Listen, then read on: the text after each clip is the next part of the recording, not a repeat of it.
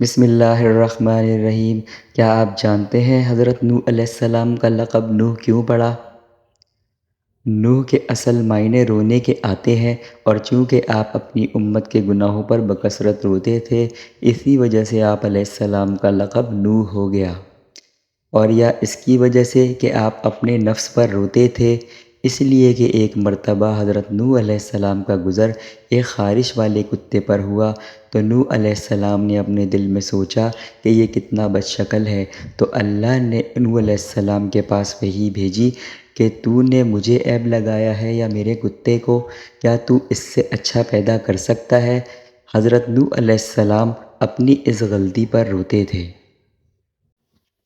کیا آپ جانتے ہیں حضرت ابراہیم علیہ السلام کو جس آگ میں ڈالا گیا، اس کے لیے کتنے دنوں تک لکڑیاں جمع کی گئی تھیں اور کتنے دنوں تک دہکایا گیا تھا؟